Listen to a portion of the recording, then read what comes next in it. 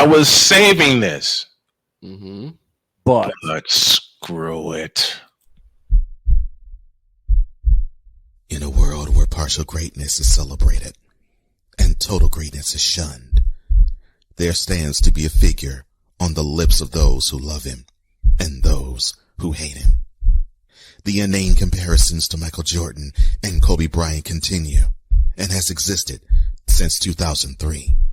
There is no end in sight, for the battle between those who unconditionally love and unconditionally hate him wages on. These are their stories. Welcome to the Bronsexual Confessions. oh Lord have mercy. Mm-hmm. Mm. I cannot tell y'all how many times I've been called a hater because of one little bitty sentence. That And that is. one little bitty sentence is me saying LeBron James sucks ass as a basketball player. I still remember this one clip, and it's in the clip and it's stuck in my mind for so long. Shout out to Why So Happy for stuck in my mind. Yes. Yes. Where a snowman on camera said the following. Help me please open it. Quote, LeBron James is trash as a basketball player. A quote that stunned the legendary Cole Johnson. I didn't think I could stun him. He says, I will say it again. As a basketball player, LeBron James is trash. The earth shook. The skies darkened. The seas boiled. And every Bronsexual for 20 some odd thousand miles all rose up and said, what you mean?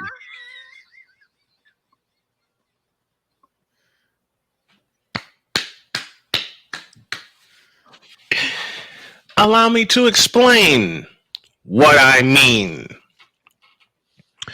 Fundamentally, he has never been sound. Ever. Nope. No. You can't tell me that a crab dribble involves 3 steps. It does not. Or 4 or 5. That's travel. That's a walk. They got it so they involved the Euro step. And he added it. Well, he already had it in this game. They just weren't calling it. Yeah.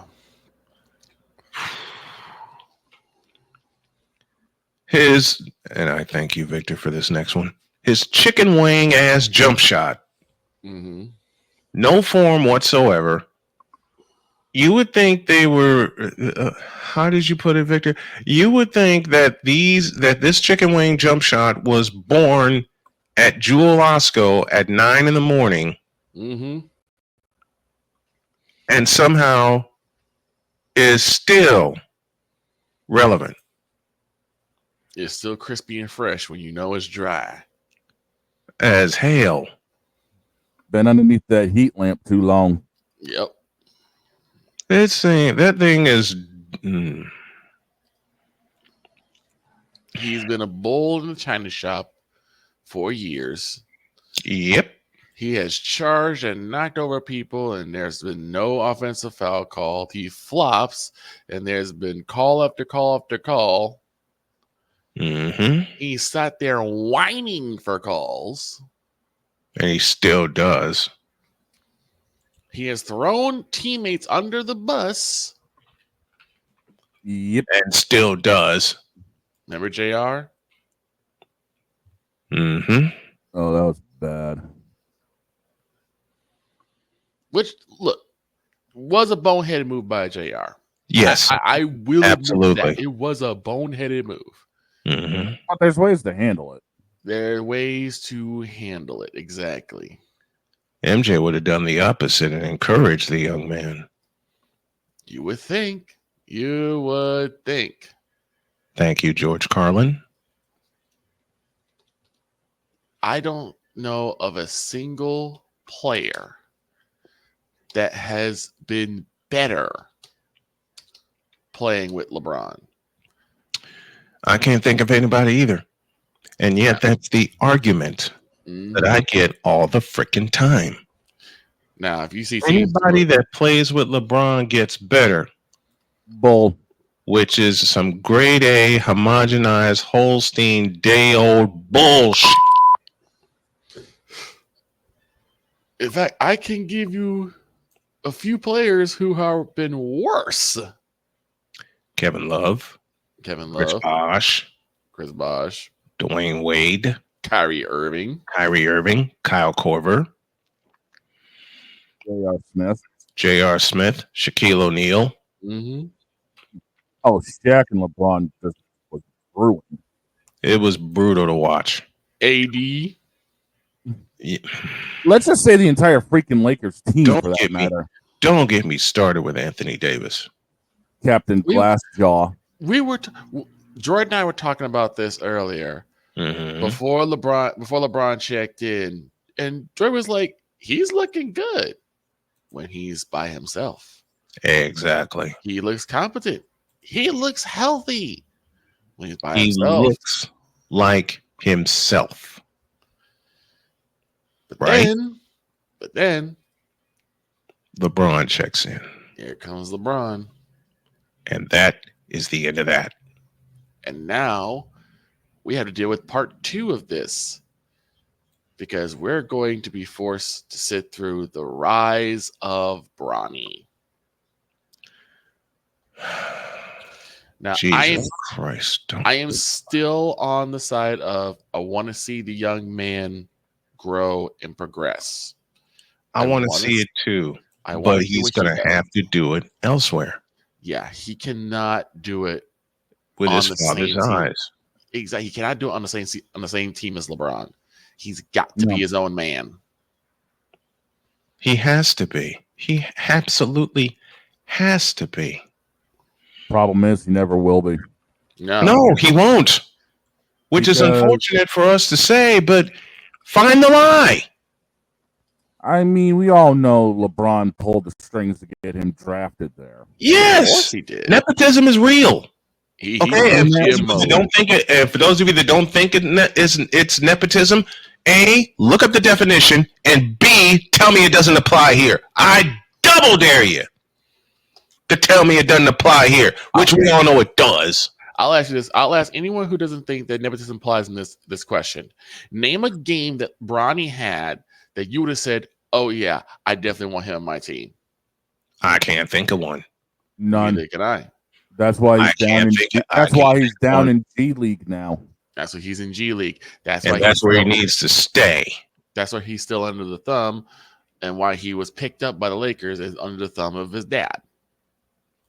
Mm-hmm. It just is what it is, folks. Man, I don't have that much of a hatred for LeBron. I don't. Right. Fundamentally, I hate his game. Mm-hmm. And I've always said that. And I've always said it as a basketball player. Okay. Yeah. I always have clarified as a basketball player. Exactly. All right.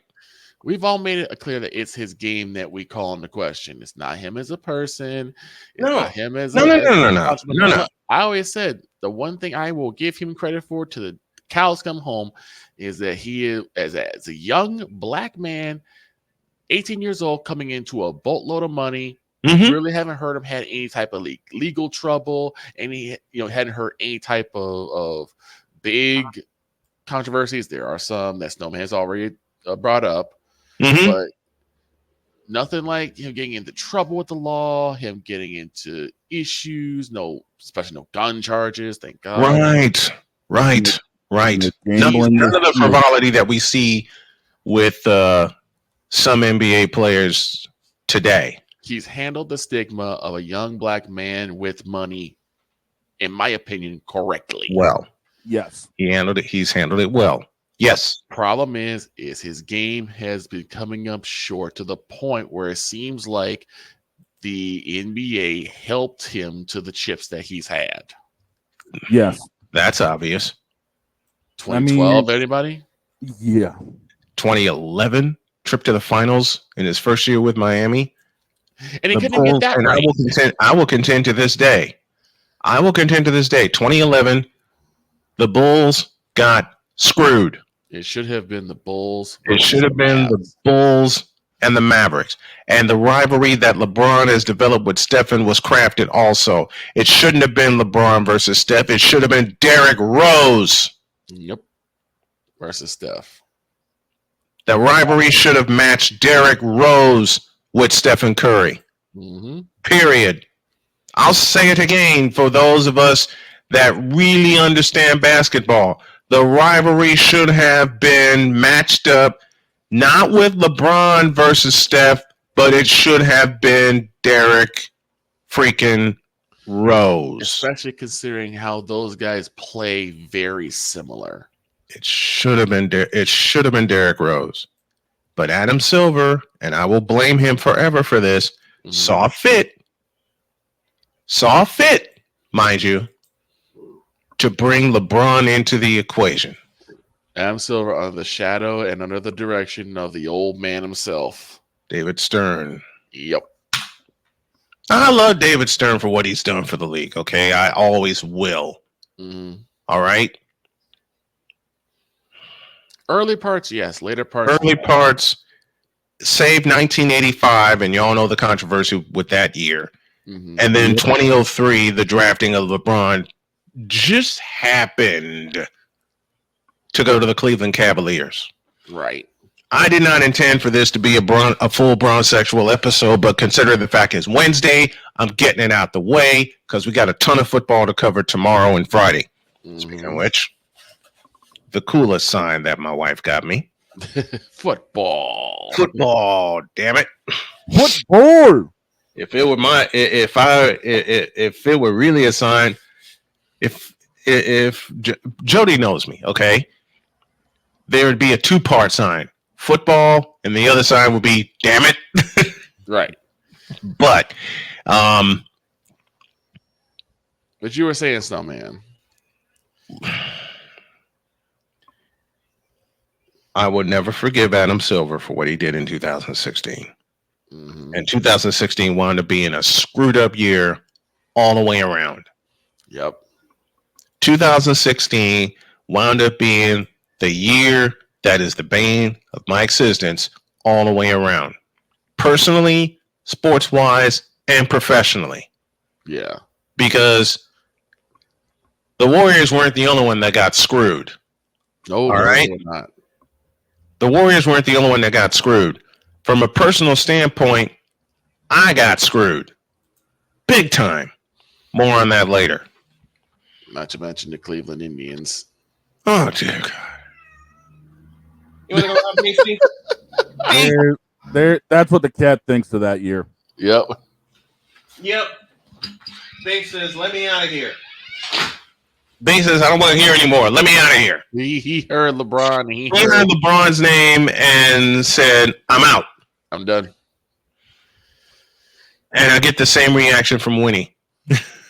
It's a year that will forever live in infamy. Yes.